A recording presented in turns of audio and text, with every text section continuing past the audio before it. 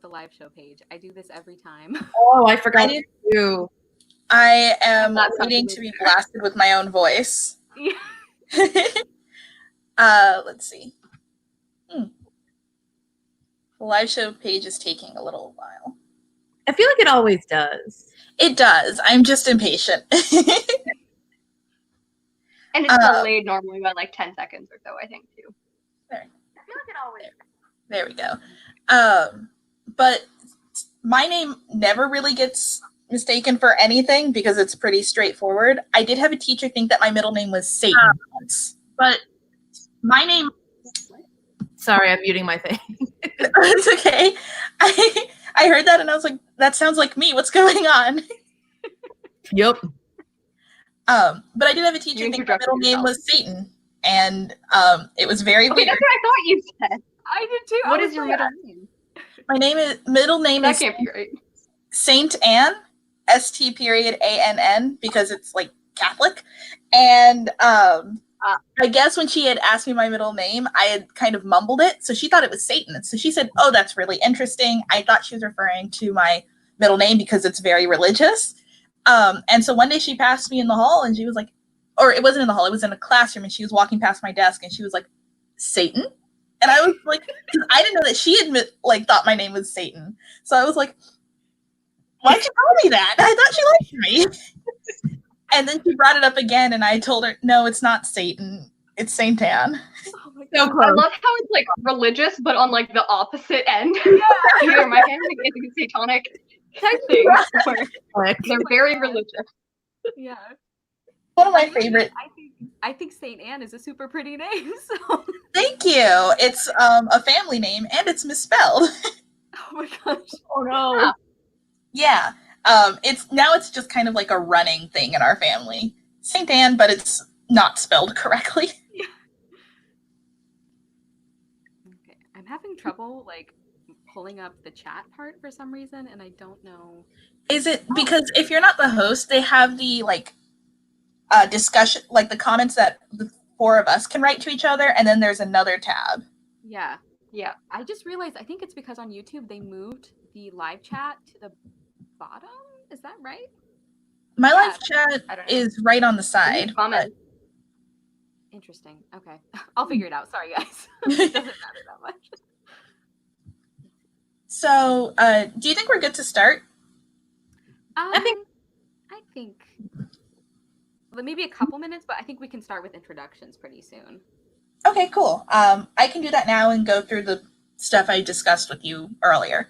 So, hi everyone, thank you so much for coming. I'm Taylor, and welcome to my channel.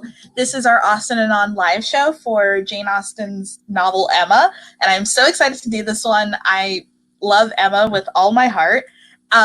So, super fast before we move into introductions, if you've been watching the news or online, you know that there are a lot of protests going on with the Black Lives Matter movement and the Justice for Floyd movement. So I wanted to let you know that we have included some links to the bottom. If you can donate, please do. If you can't, no pressure, but they're there if you want to. I have a link for the George Floyd Memorial Fund, which was verified by his family's lawyer, Black Visions Collective, Reclaim the Block, North Star Health Collective, and the 4R Jesse GoFundMe page. If you don't know, our very own Jesse, I'm kind of on a temporary quasi hiatus, but I post books on video, not post books on videos, post videos on books, and sometimes movies. I try. So let's start with my co-host, Cara. Would you like to introduce yourself? And talk about your experience with Jane Austen. Sorry, everyone, ahead of time, I'm very tired. No, that's fine. So my name is Cara. My channel is Wilde Book Garden. I also make videos about books, and pretty widely. I like to read a lot of different genres. I read all over the map in terms of age ranges too, although I end up talking a lot about middle grade because I feel like that is the cause that is closest to my heart right now. And my experience with Jane Austen, as you guys have probably heard if you've been tuning into more than one of these live shows, is I pretty much grew up with it. I quite literally cannot remember a time when I didn't know the story of Pride and Prejudice. because that was my first Jane Austen experience, and my mom is super into Jane Austen, so that was something that me and my sister grew up with, and that really like was a fun bonding thing for us. So I have a lot of like nostalgia associated with her work, but as I've gotten older and actually like started reading it and rereading it and like studying it in classes and everything, I've come to appreciate it even more. I feel like her books have just like endless layers and endless potential for rereads. Like I notice new things every time. And I'm really excited to be talking about another Jane Austen book. Great. Kier, would you like to go? Yeah, sure. I am Kier. I post things on books as well, videos on books, mostly talking about fantasy and classics, although I kind of run the gambit for age ranges and genres as well. I think I was like 10 or so when I watched the Keira Knightley Pride and Prejudice, and I just rewatched it. And I sadly didn't like read any of her books, I think, until I started BookTube. So I was like around 20, I think, at the time. And yeah, I read 4 of her books. I haven't read Sense and Sensibility or Mansfield Park yet, but I was supposed to. Yeah, and Pride and Prejudice and Emma are my 2 favorites. They're kind of tied in my heart. Awesome. Carrie, would you like to go? Sure. Hi. Oh. I have a water bottle and I just hit the straw and it was. I'm sorry. Hi, I'm Carrie from the channel KerriTheBookBelle. I also post videos on books. I've been taking a break from the beginning of this year, but I do hope to come back soon. My experience with Jane Austen, I never read her until high school when I was required to. And I think like most people, I was assigned Pride and Prejudice in class.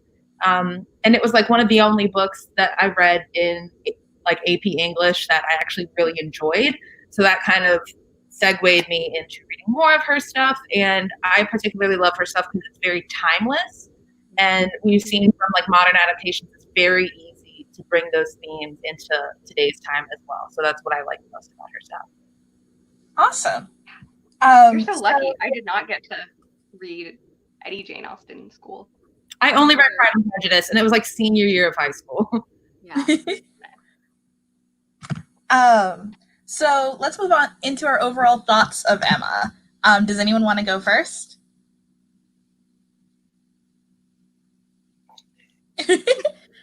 I can go. Go for it.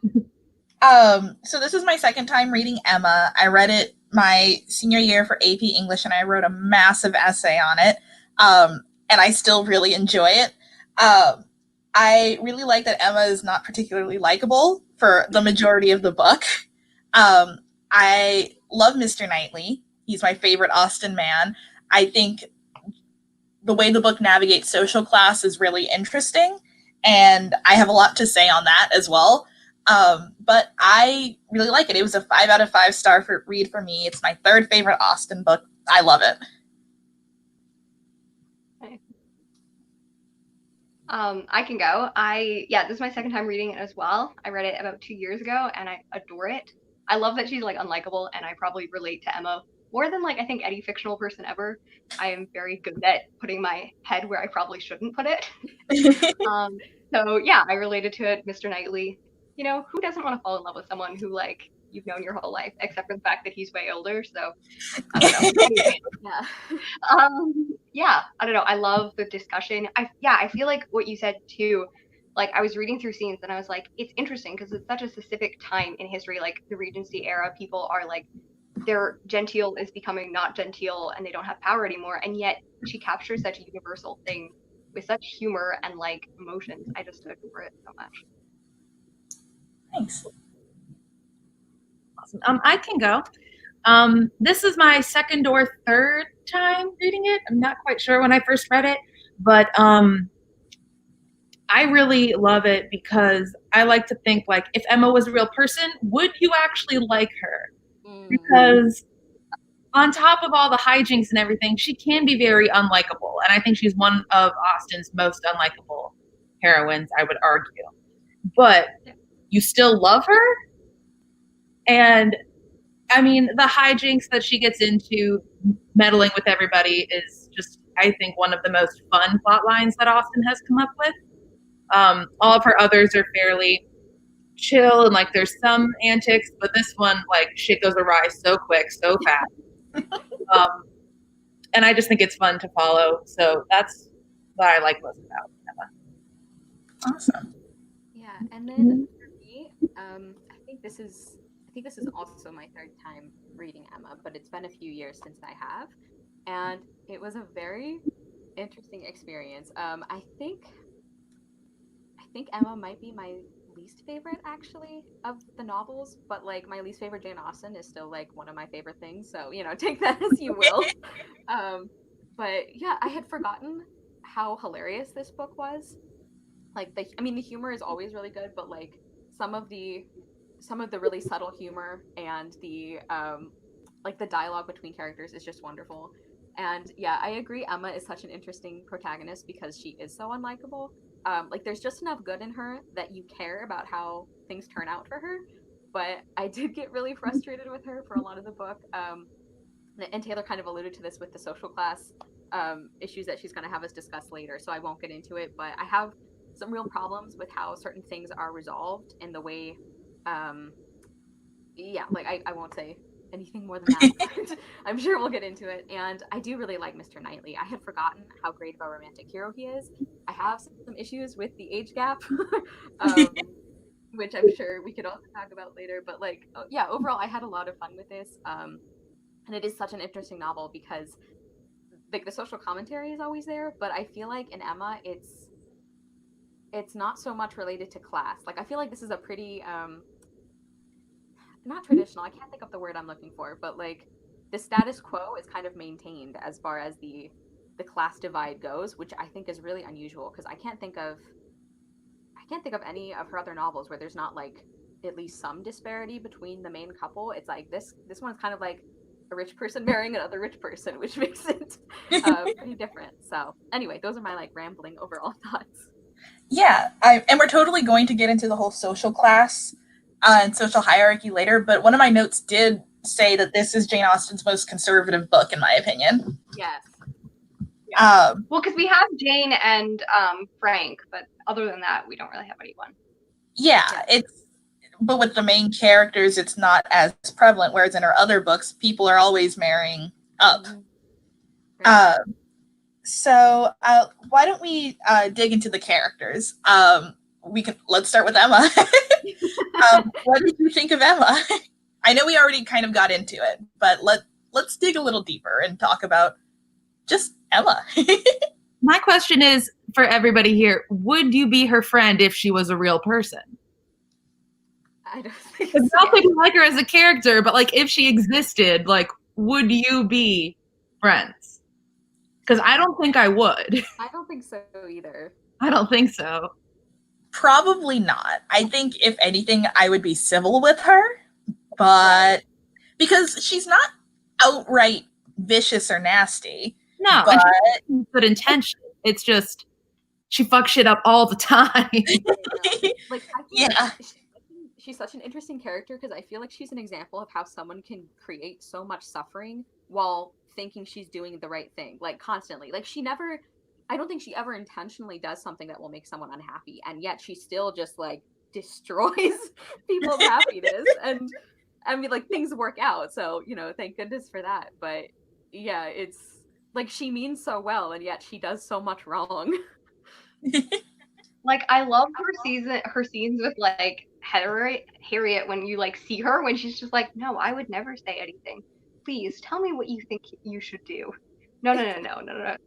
And like you're watching her mind. I don't know. Like I will admit that like she starts off the book not the best person, and I think I enjoy the fact that through their relationship with Mr. Knightley, she has someone who will call her out. Like I think that she is very charming. She's very intelligent, and she's very likable. Even though we kind of see her internal stuff, so we don't necessarily because like a lot of what she does is harm things. It's the things she thinks in her head, not the things that she does. Because she actually is really civil to people. So I don't know. I think that she'd be charming in real life, and we would realize how like not nice of a person she was inside her head.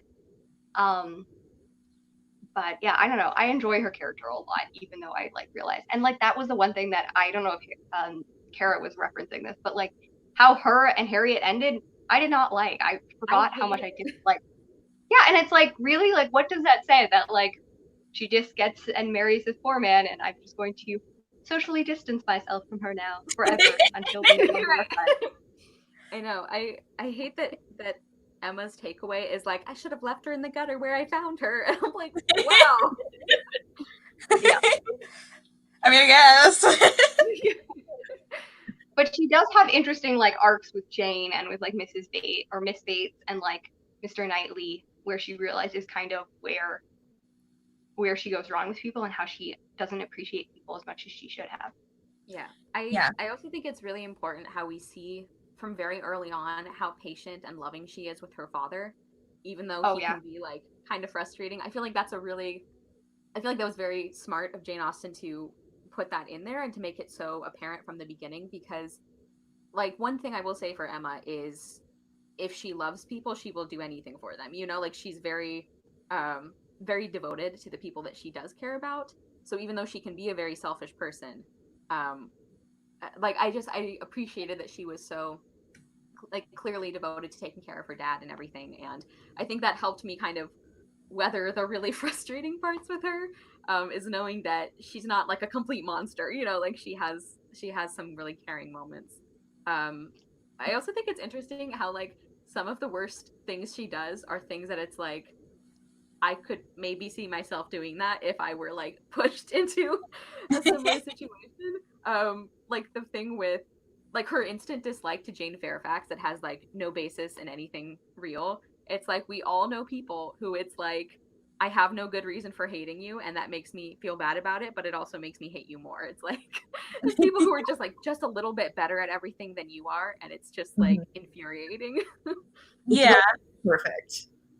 And I do like the kind of thing with, okay, so I kind of see Mr. Woodhouse as being the example of like the people who aren't able to like let like society grow and change and evolve. And like she's stuck in that, and we like see her choose to like downgrade herself or whatever throughout society. So even though she ends in a place that isn't a good place, like especially in regards to Harriet, I wonder if it's like kind of, I don't know, like a more realistic look at like she's beginning to see where she goes wrong, but like at that time in like the 1815s, that like you wouldn't completely change your mind completely. I don't know, like at the beginning of progress, but not the full like completion of progress, I guess. Yeah, I definitely can see why she wouldn't change her mind about like Harriet's social status, or at least change her mind in the negative about Harriet's social status. But it's kind of a bizarre choice given Jane Austen's outlooks on social class in her other books. Mm-hmm. It is. Yeah. It's interesting because she goes from like hating Robert Maine for being low class to accepting. I don't know if she's trying to say that like it's okay to just accept that people are in different classes. I don't know what she's trying to say exactly. Yeah. We have that change there. Especially because that's kind of how it's one of the last things that happens in the novel. So it kind of like, yeah, I guess colors my feelings on it more than if it had been kind of, I don't know, like buried with other stuff.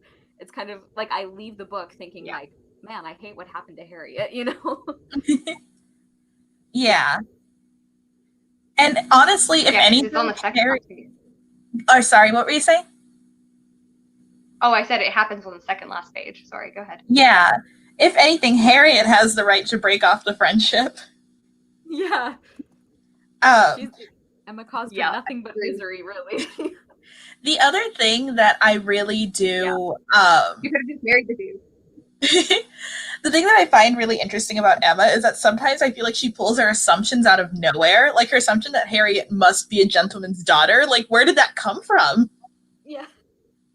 Like that, there was nothing that hinted at that, really. Yeah. Whereas I feel like she was just lonely after Anne left. She was, and I totally see that. But at least when she messes other stuff up, I can kind of see maybe how she could misconstrue situations. Mm-hmm. Like Mr. Elton is in love with Harriet. I can kind of see maybe like how someone could be blind to that whole situation. But the Harriet being a gentleman's daughter thing, she just totally pulled that out of left field. Yeah.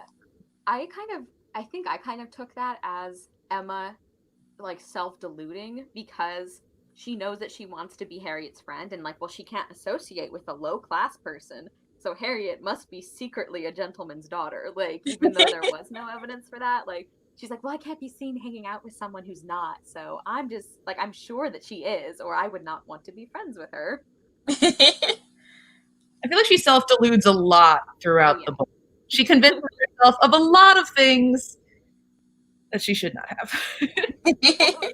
Taylor, like you said, though, I find some of the like the mistakes or like assumptions that she makes, they kind of are believable. Like, I think Jane Austen is really good at writing ambiguous scenes where like there's just enough uncertainty where it's like, yeah, I could see why she would think Elton was like paying attention to Harriet instead. Sorry, I think I interrupted you, Carrie. No, you're fine. That's okay. I was like, I found that like so painful. Also Frank, because like I knew what was going on this time. But yeah, especially because she would have considered Mr. Elton. There was no way that he could like steep to date her. So like obviously it had to be Harriet. Yeah. Unless we have anything else we'd like to say about Emma, we can move on to Mr. Knightley. Okay, so thoughts on Mr. Knightley? I love him. I love the fact that he calls her out on her shit because she needs it. More than once, she needs it. And I'm with Cara on the age gap is a little for me, but at the same time, no one else does that for her.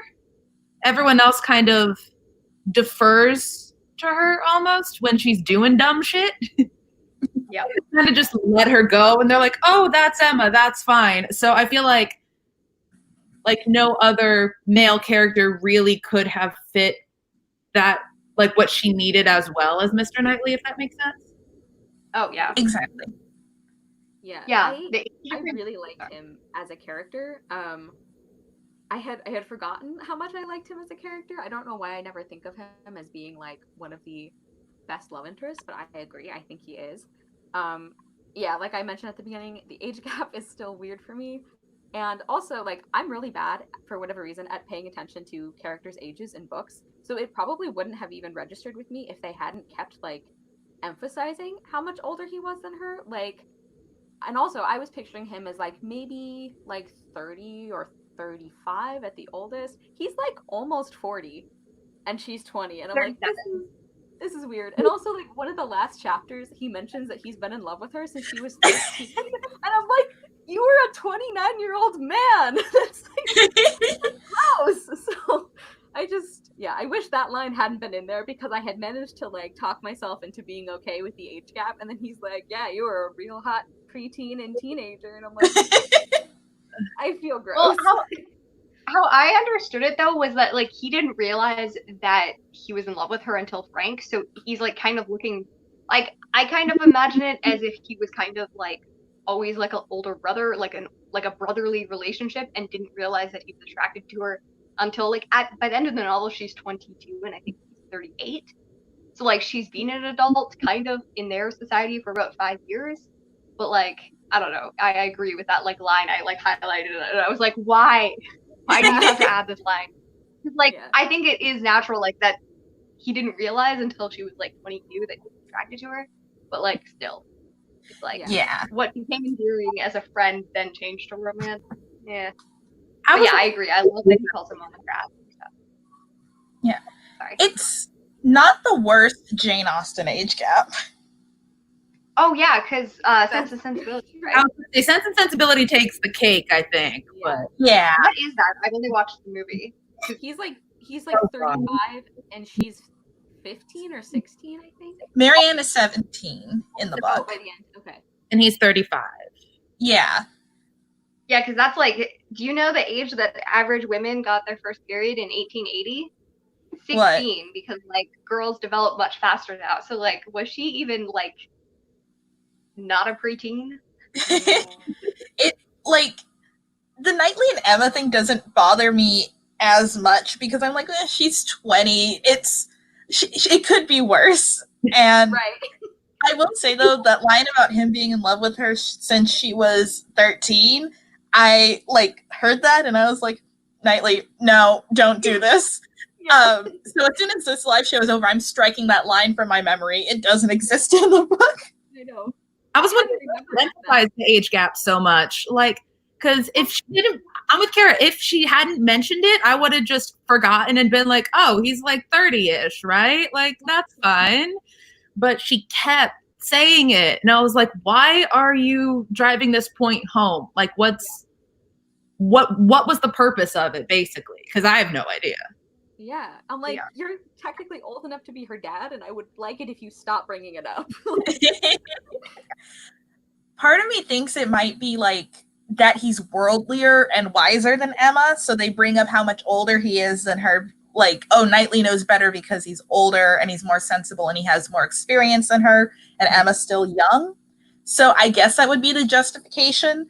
And like I said, the 21, 22, and like 38 thing doesn't bother me as much as if it had happened now, because it could be, the age gap could be worse and they could be cousins. So They could be cousins, yeah.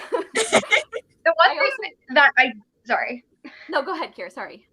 I was gonna say the one thing that I do like that makes it more comfortable to me is that I never find that he treats her like a child. Like, I don't feel ever like there's a power imbalance between them in the way that they act. So like, it doesn't feel like, you know what I mean? Like the discomforted with an older man manipulating a younger woman, because he always treats her like an equal. Yeah, and I think that's a good point. Even when he's kind of like not talking down to her, but like, let me explain why what you're doing is wrong.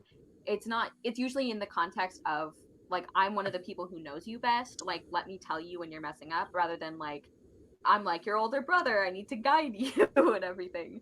And I think the reason, because this one also doesn't bother me nearly as much as Colonel Brandon and Marianne, and I think one of the reasons it doesn't is because at least they're both adults. Like, they feel like they're at the same, especially in Regency times, they're at the same like life stage, I guess, you know. Like, she is an adult, and she also would definitely have been considered an adult in that time, so it's like a little less weird to me because it feels more equal than like Marianne, who's like a child. Yeah, I agree. But talking about oh, sorry, go ahead.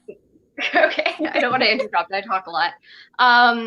Yeah, I think that Mr. Knightley in general, though, like, I loved that we saw all these little scenes that, like, he is just such a great man, and that we see, like, he takes care of his marriage. And, like, the verses, like, I like to think that Emma would become a better woman by marrying him, too, because, like, you see that, like, he never, like, he's whatever the person of is their parish, but, like, he takes care of them. He goes out of his way to make sure that, like, everyone is taking care of it. And like, even like when Anne Taylor and Weston is like, hey, like, clearly he's in love with Jane, and she's like, no, like, he would just do that. Like, out of all men, like, he would put himself, like, he would never use carriage for himself, but he would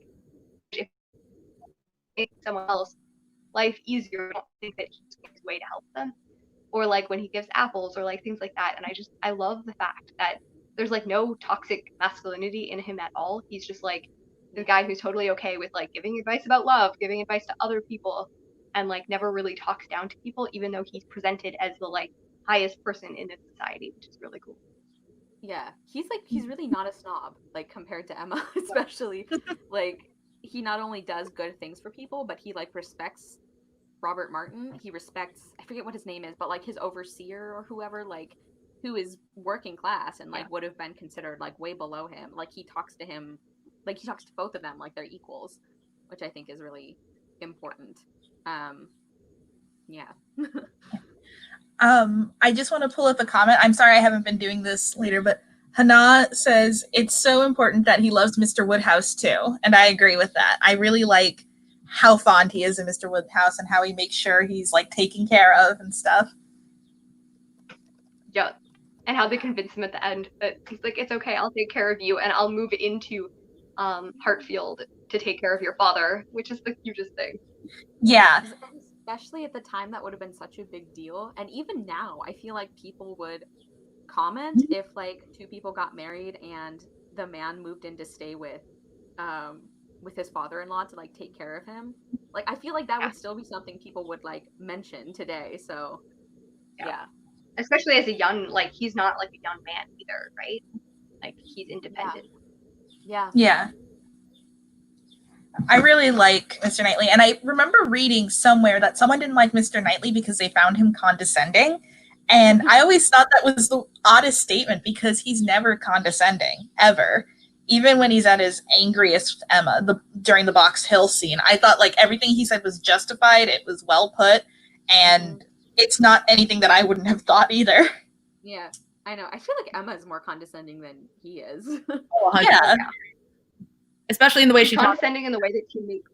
Sorry. Oh no, I was just gonna say, especially in the way she talks to Harriet a lot of the time.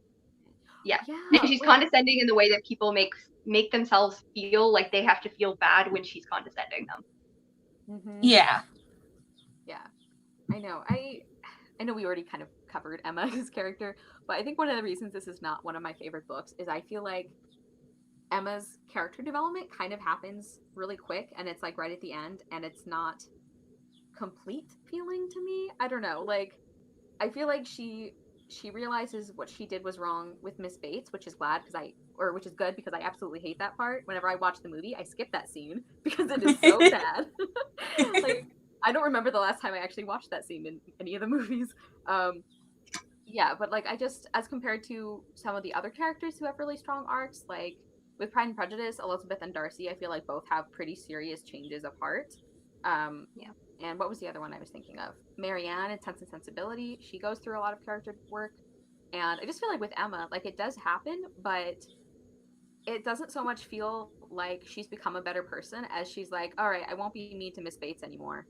But Harriet is still beneath me. Like, yeah. And also there's that weird thing about like, yeah, I should have been friends with Jane Fairfax because she was my equal and Harriet was lower than me. Yeah. Yeah.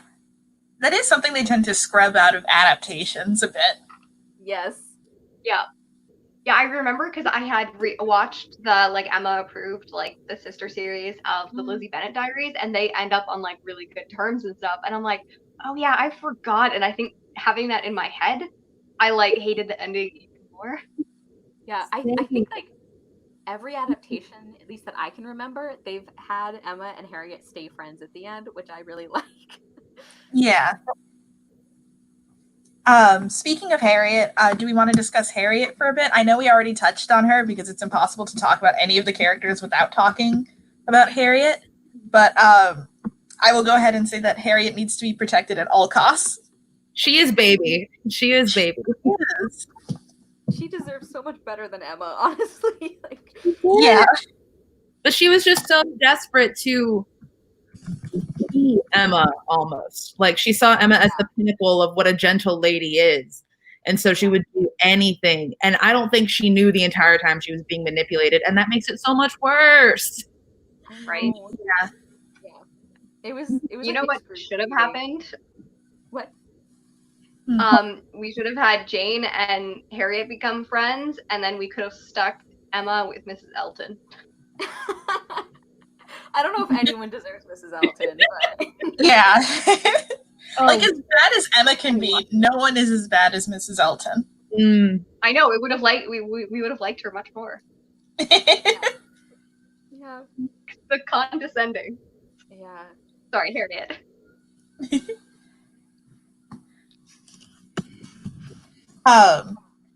And if we don't have anything else to say on Harriet, we can move on to our kind of villain, quasi-male villain, because there's one in every Jane Austen novel, Frank Churchill. Yeah, I have a lot of thoughts about him. Lazy. Yeah, he's kind of like, I guess a player. That's not the word I wanted to use, but my mom may be watching this video later. But he is the same word that you did not use. Yeah.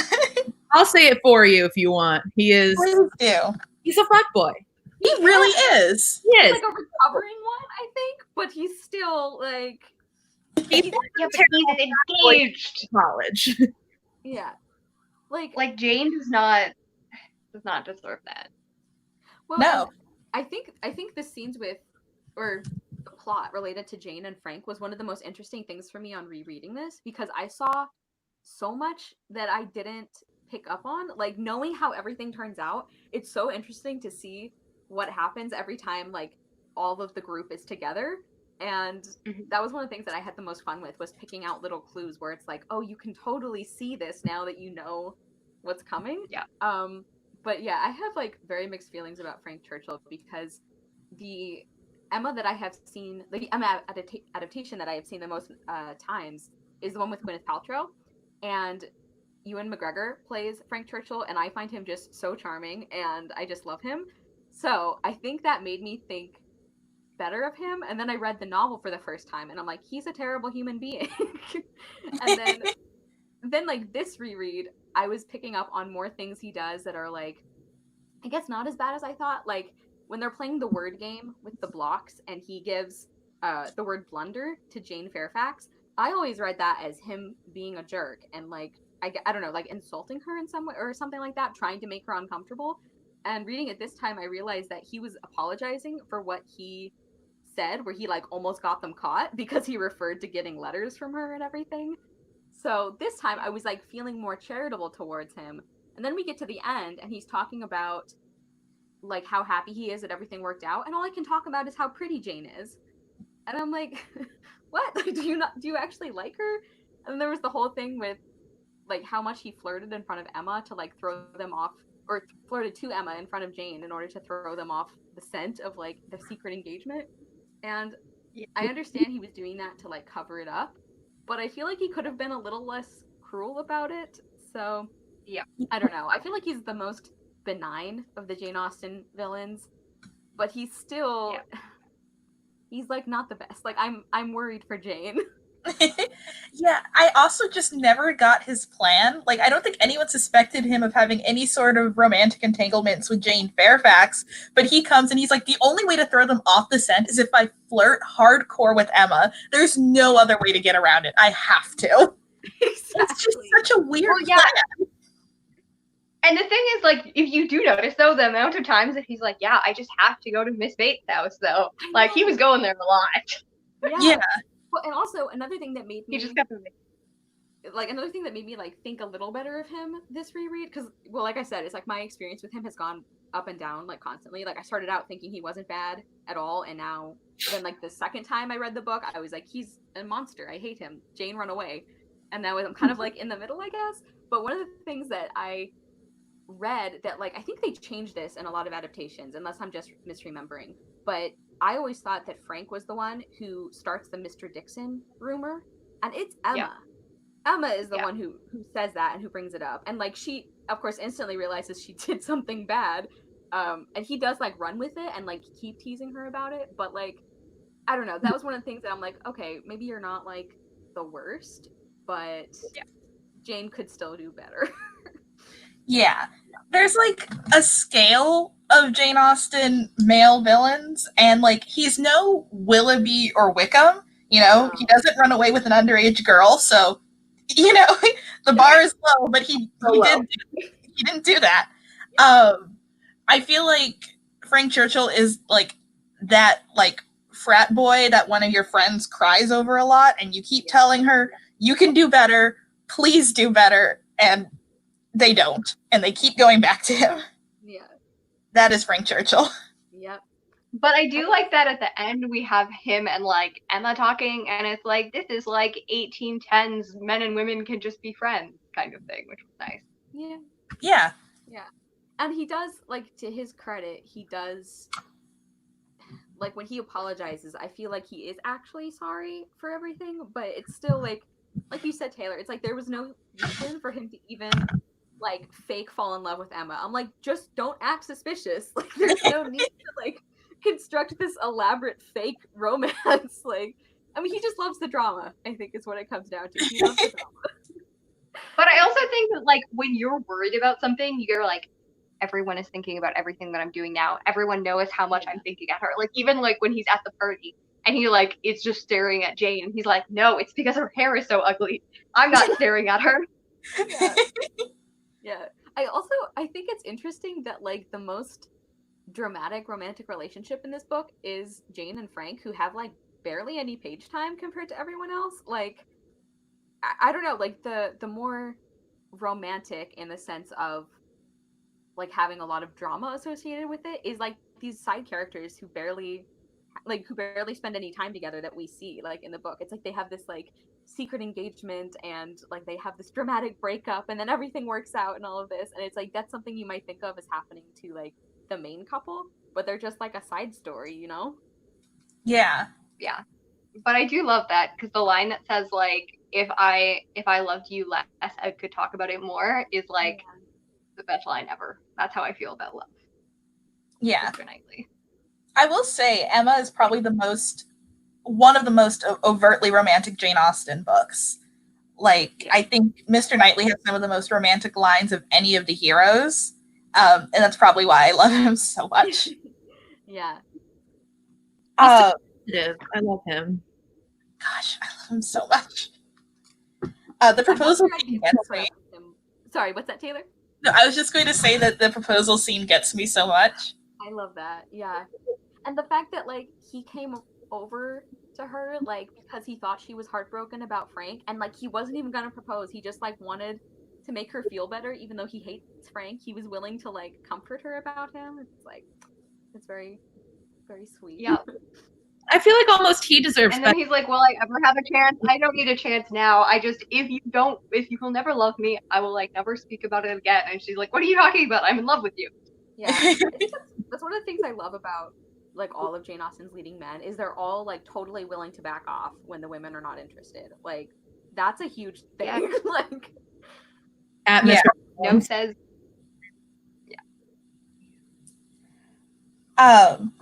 So we talked a bit about Jane Fairfax. I don't know if you have anything else you'd like to say about her, but if not, there are a lot of other side characters, and we don't have to go through them one after the other, but if you want to talk about any of the other side characters, Mr. Elton, Mrs. Elton, Miss Bates, Mr. Woodhouse, or the Westons, I don't know if you have anything to say about them.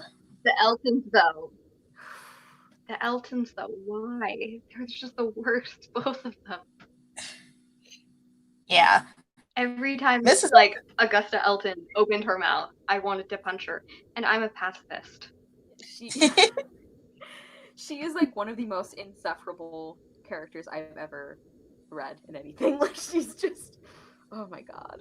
Keep your hands off Jane, woman. Yeah. I do really like the parallels drawn between Emma and Harriet and Mrs. Elton and Jane Fairfax.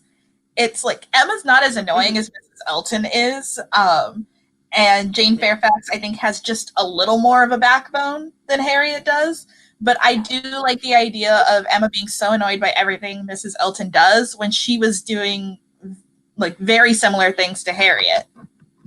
Yeah. Yeah, that's true. I never thought about that. But Emma has good manners, so it's acceptable.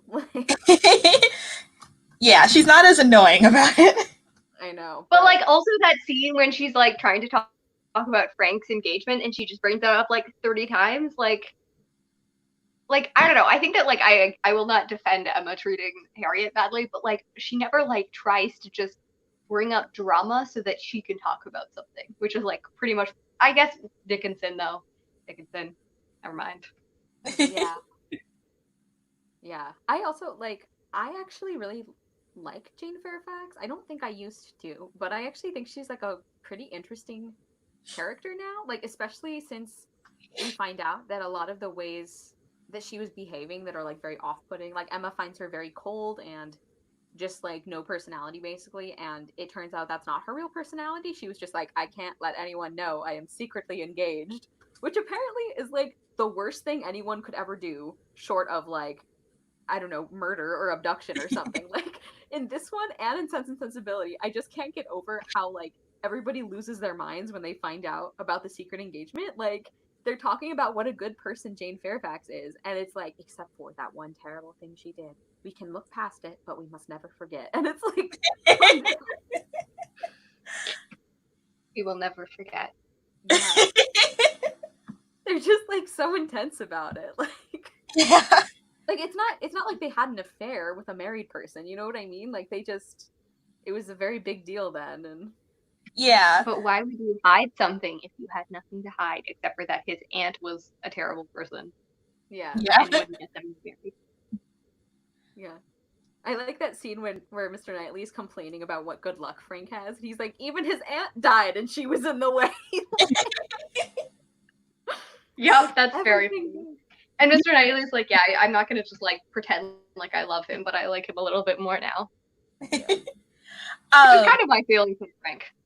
This isn't a big part of the book, but it is something that I noticed, is that it's probably like an 1800s thing, but some people are just really ready to wait for people to die. Like, Frank is like, we're going to wait until my aunt dies, and then I'll marry. And then when Emma gets engaged to Mr. Knightley, she's like, we'll just wait until my dad dies, and we'll get married then. Like, God. It's like family order. You're like not independent until you have your family die. That's sad though. Yeah, I guess they were a little more used to death or something. I mean, healthcare wasn't the best, but and people died really. It's true. I just found it really funny because it's just something that no one brings up now. Like, no one would go, oh, I'm just gonna wait for like my dad to die and then I'll get married. I'll get married. Yeah. And because it didn't surprise me as much with Frank and his aunt, because like nobody liked his aunt and basically everybody was just waiting for her to die. So I guess it wasn't as shocking because everyone had already been saying it. But when Emma is like, it'll be fine, it won't be forever, he's gonna die eventually, I'm like, what? You seem like very calm about this. Like, don't worry about it. My dad's old. Sorry, but I do think that like Emma has dedicated her entire life to like caring for someone who can't see past his like own nose when it comes to anything, and yet she has so much compassion and she's like, I will not abandon him. Like, because she could just be like, I'm gonna go marry Mr. Knightley, but like, or Frank Churchill or anyone, but at any time she's like, no, I won't do that. I won't abandon my father. She is like, I'll wait till he dies. I feel bad for finding Mr. Woodhouse so annoying. Because we're all a little bit like it though. Like, you know, like I was reading a lot to my roommate a lot, and I was like, it is like not to the extent of like thinking that like, you know, I get a cold, so everyone get a cold. But like, it is true that we as people have a hard time seeing sometimes past our own experience of life unless we actively like try to. Yeah. And he's doing it because he like cares about people and he worries about them. It's more like, I guess as a character in the book, I found him annoying because every time he was on the page, he did the exact same thing. And I'm like, I got kind of tired of it. like as a real person, it's like I would have a lot of sympathy for him. And like, I don't like dislike him, but like as a character, I was like, you're kind of one of the more irritating parts of this book. I was always complaining about this funny thing. I love Mr. Woodhouse, but I will say, he'd be thriving now. He'd be terrified, but he'd be doing so well. He'd know that germs were a thing and people aren't going to fall dead from drafts. Yeah. That's true. Does anyone else have anything else to say about any of the other characters? Or do you want to move on to just the main theme, which is social class and social hierarchy, which we also touched on a bit? I'm ready for the class discussion. Let's talk about class.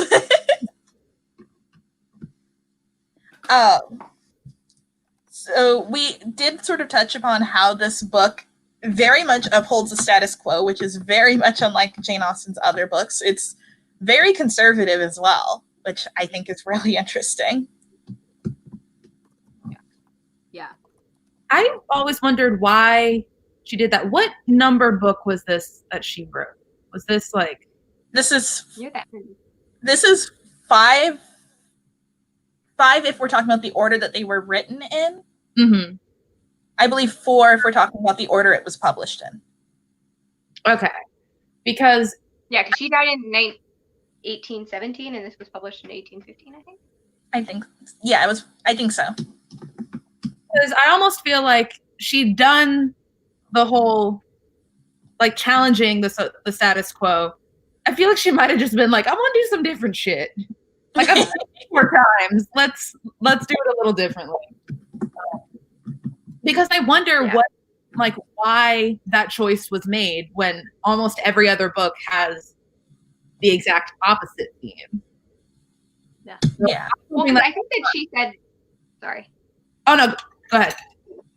I was gonna say, I think that like she kind of made Emma for herself though, and I think that she said that she relates to Emma as a character, and that like she made Emma to be the character that no one would like except for herself.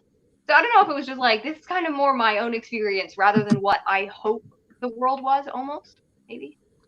Yeah, I kind of also get the feeling, and of course this is like speculation, but I get the feeling that Jane Austen liked challenging herself and trying a lot of different things. I mean, the fact that she went from Pride and Prejudice to Mansfield Park, like, Yeah. I feel like she just really enjoyed um, writing a lot of different characters and storylines, which is kind of ironic considering that one of the things people often say if they don't like Jane Austen is like all her books are the same, which I don't think they are at all.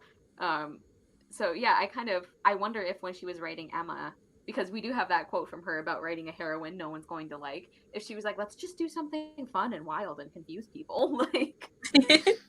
Yeah. Like I don't want them to like pick apart what my pros are going to be or plot. Yeah. There was something that I did pick up on this time I read the book that I didn't, and it's not a main point, but I'm surprised it doesn't get mentioned as much as it does with Mansfield Park. But there is a mention of the slave trade in the book. Yes. Yeah, there and is. And emancipation. Sorry, or not emancipation, but like about abolishing the slave trade. Who says that? Is it Mr. Elton? It was someone to Emma. Mrs. Elton, I think, was trying to get Jane Fairfax to take up a governess position. And Jane Fairfax mentioned like slavery, meaning like slavery as a governess. Yeah. And Mrs. Elton said like, oh no, he's like an abolitionist. It's all cool. And then Jane mentions like not liking the slave trade, but I was referring to a different type of slavery teaching. Yeah. Well, and especially since during that time, I'm pretty sure Britain was still fairly for slavery. Like it wasn't as popular opinion to be against it. Yeah. Like I know it's known that Jane Austen at least didn't think slavery was cool, but you know, she was never very vocal about it. And I feel like this is much more vocal than Mansfield Park. But it doesn't have much to do with the social hierarchy discussion, but it was something I noticed, and am just surprised that it's not talked about as often as it is with Mansfield Park. Yeah. Yeah, because it's like, it's only that one conversation, but it's very blunt compared to how like kind of subtle it is in Mansfield Park. And I think this is one of the things we talked about in my class when we read this book, and something our professor mentioned is there's like speculation that maybe Mrs. Elton was not like lying exactly, but there was something about like her maiden name and her connection to her brother-in-law, Mr. Suckling or whoever, where it's like apparently there was like a very prominent slave owning family that had the name, was it Hawkins or something like that? Which I don't know like how much evidence for that there is, or maybe like scholars aren't really like considering that a thing anymore. But I just remember thinking that's interesting, where it's like, okay, so either even Mrs. Elton realizes slavery is bad, or we're supposed to think like, oh, where'd you get all that money from? You know, like where did you guys get your like Maple Grove like mansion and all of that? Which I got so sick of hearing about Maple Grove. Like, yeah. Yeah, and I do that even though it's like one line. I appreciate that it's such a blunt line, because I would say that Jane is presented as the most virtuous person in the book. So to have her have such a blunt line that of course it is wrong, even though it would be against the popular thing, almost showing that even though in many ways she is better than the rest of the people, that she also believes in a superior thing. If you get what I'm saying? That sounds superior in words to grace is probably not the best word, but you get what I'm saying. Yeah. And she's probably like maybe not super well educated in the issues, but I feel like out of everyone in their social circle, Jane would probably be the most well versed in that topic, or at least have the most modern opinions, maybe. Yeah, for sure. Is there anything else we want to say about how social class and social hierarchy work in Emma, or do we want to just move on to general miscellaneous topics? The only other thing about social class is like, I just don't know how to feel about how it's done in Emma. Like, I just leave this book feeling very confused about how I'm supposed to take it, I guess. Like, I mean, we talked about everything with Harriet and how we're all pretty dissatisfied with how that went, and I I just I don't know if we're supposed to judge Emma for that at the end, because kind of Emma's big moment of character growth is like, everyone was right. I did a wrong thing by making friends with Harriet. And it's like, I don't know. I don't know if like that was commentary on Jane Austen's part, like if we were supposed to see that and think like, oh, Emma still has a long way to go, or if we were actually supposed to be satisfied with it and be like, yes, everything, like everybody has returned to their proper places. Like Harriet has married the farmer and Emma has married another wealthy landowner. Everything is good. Like, I don't know. So like, how did you guys feel about it? Because I honestly am confused.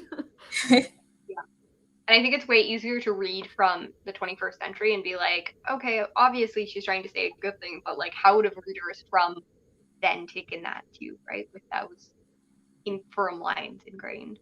Yeah. Well, and especially since Taylor, like you mentioned, like so many of her other books are so subversive when it comes to social class that it makes me wonder if like some part of this was deliberate. I don't know. Like I don't want to be putting too many of our modern sensibilities on what she was writing, but it is very interesting to me that this is the only novel of hers where there's absolutely no class disparity. I mean, right? Like unless I'm misremembering something.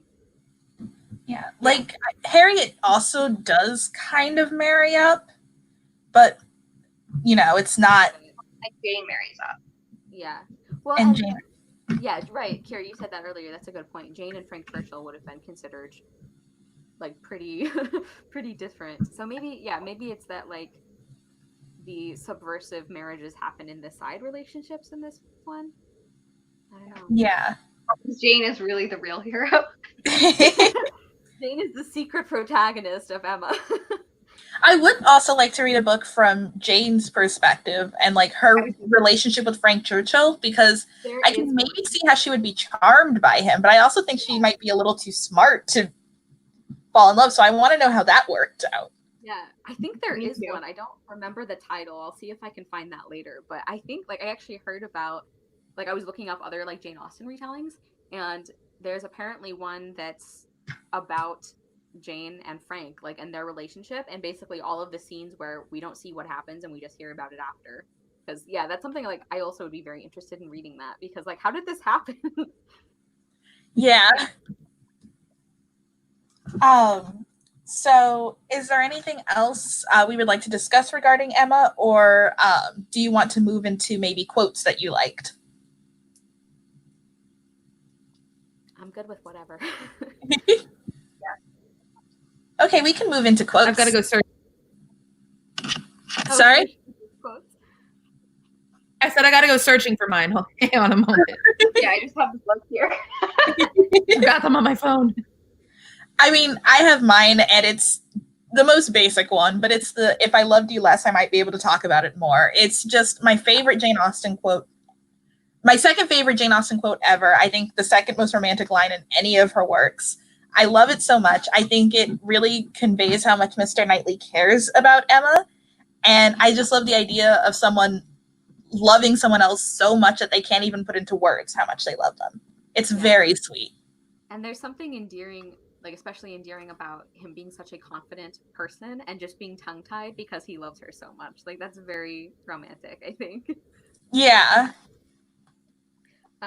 One of the quotes that I really like is sort of related to, I guess it's like funny, but it's a little bit romantic too, because it's talking about, I think this is after they got Frank Churchill's letter, or maybe it was just after he found out that Emma didn't love him, so he's having a good day.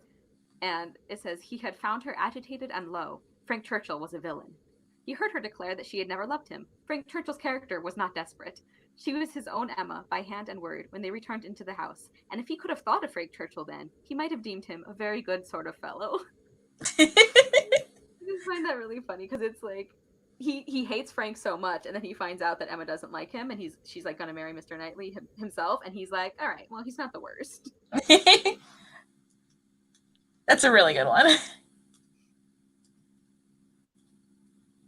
I just have one that I don't have anything great to say about it, but it's kind of talking about how Mr. Elliot,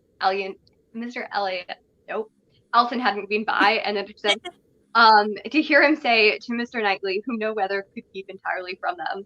Like, I find it funny because at the beginning of the thing, we don't have like a lot of interaction between him other than them commenting on things, but we just kind of see through like little lines of that, like how close they actually are.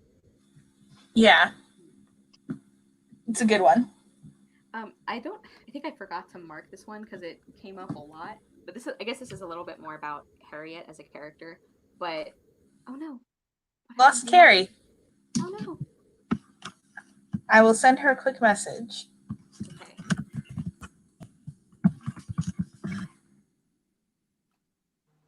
Cool.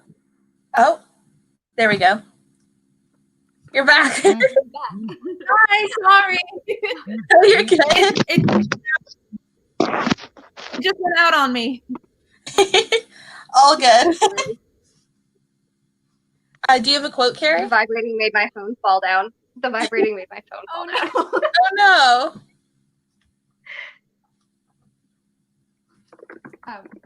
So one of the other things about Harriet is like I kind of get the feeling that I don't really understand if Emma actually likes her or not, because every time she says something that she likes about her, it's either that she's really pretty or that she's very simple-minded, and that's like endearing to her. So I just was like, I know this isn't exactly a quote because I forgot to mark which page it was on because it happened a lot. But there were a lot of things that, like, not just that the storyline with Harriet bothered me the way it ended, but even like Emma's friendship with Harriet, to me, it doesn't even, like, I don't even feel like Emma liked her for her. I think it was like she was a project. So yeah, I don't know. And she was someone who just like put her on a pedestal too. Yeah, it was like she was there to like worship Emma, and yeah, it's like that's another thing I like is that in the adaptations, I feel like Emma and Harriet always have like an actual friendship, and in the book, it's kind of like doesn't feel like that to me. So sorry, that was off topic from quotes. Yeah, no, but that's a really good point too.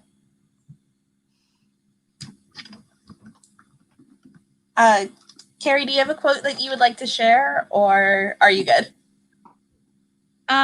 Sorry, there's a little bit of lag. I think I'm experiencing technical difficulties. Yeah, no problem. Where did it go? Sorry, I'm like scrolling through my app. Yeah, don't worry about it. Take your time. There are like a lot of good quotes in this book. Most of mine really do have to do with Mr. Knightley. Yeah.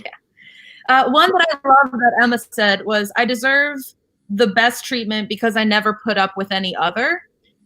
Like, as much as we like dislike her for being such kind of a cocky bitch almost,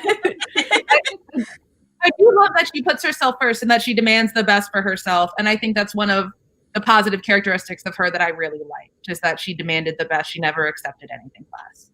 So that's the one that I marked. There was also one about music that I marked, but I'm a musician, so I just marked it because I liked it. I forget where it is though.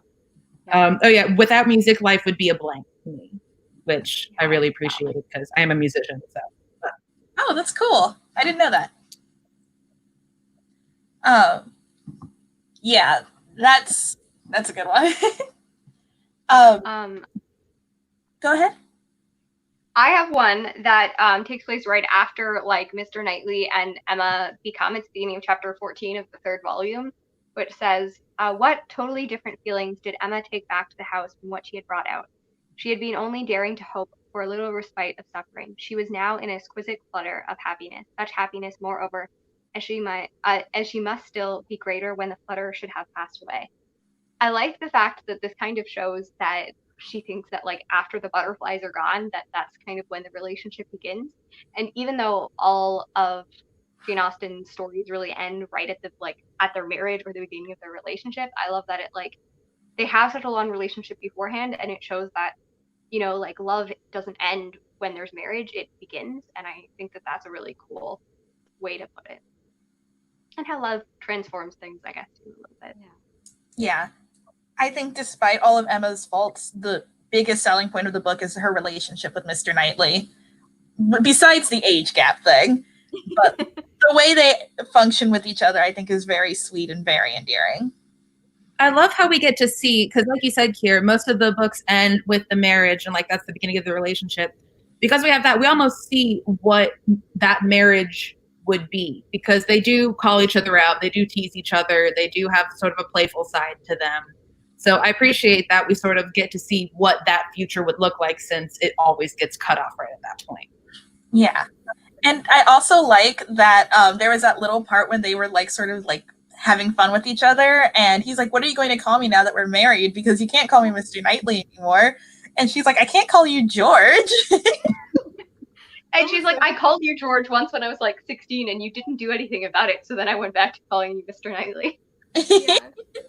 I also love the scene when she makes him read Frank Churchill's letter, and he's just like talking smack about him the whole time. Like he'll like read a few lines, and he's like, "That's a stupid thing to say." And he's also like, I would much rather spend time with you than read about the dude. Yeah, and then he's like, "Well, if I comment on the letter to you, I don't feel like I'm wasting time that I could be talking to you." And I'm like, that's really cute. Like, we actually get like quite a few romantic scenes with them, like after the proposal, which like you guys were talking about. I think that's nice. Yeah. Cool. So if we don't have anything else to talk about, we can wrap up. You good? No other comments? Let me see. If anyone's watching and they haven't read it, read it. Yeah. Please do. That. And also watch the 2020 adaptation of Emma. It's my favorite of all of them. I think it's really good. I still I'm need so excited. I haven't to. watched Eddie. I did love that one. I think one of the only things I didn't like about it is that they made Isabella and John miserable. Like, I hated that. I love that. It really bothered me. Like, he's like complaining about all these children, and I'm like, yeah, clearly you had nothing to do with it. Like, Yeah, because I think like a wonderful movie. Because there's a beauty of the fact that Isabella and John are kind of like almost like a lesser version of them. Like, he's a little bit more grumpier, she's a little bit more like anxious. Not that they're lesser, but like in the scene when he goes and hangs out with the children and stuff to feel better, and he was like, yeah, Isabella just reminded me too much of you. Yeah. I will also say there was a lot, not a lot, but like a couple of scenes where either they discuss or just Emma and Mr. Knightley are interacting with their nieces and nephews. And there was this one part where they mentioned that Mr. Knightley like does that thing where he lifts kids to the ceiling. And one, I think that's hilarious to think about, and two, it made me love him more. Yeah, Mr. Woodhouse is like, yeah, he keeps on lifting him up. And then when she's like, she's sure he's mad at him, so she's like, comes out to greet him with the baby. He's like, it'll be nice to me if I bring the baby. Yeah, Mr. Knightley being good with kids was like an added bonus that I didn't pick up the first time I read it, but the second time I was like, wow. Husband material. But yeah, thank you so much for joining me, everyone. This was so much fun. Yes. So make sure I've added links to everyone's channel down in the description box below. So make sure you subscribe to Carrie and Kier and Cara, of course. And of course, we have the donation links down there. Our next book that we're doing for Austen Anonymous is Persuasion, which is our last book of the entire read along. I am very excited. It'll be hosted on my channel near the end of June, and it'll be my favorite book. So expect a lot of emotions.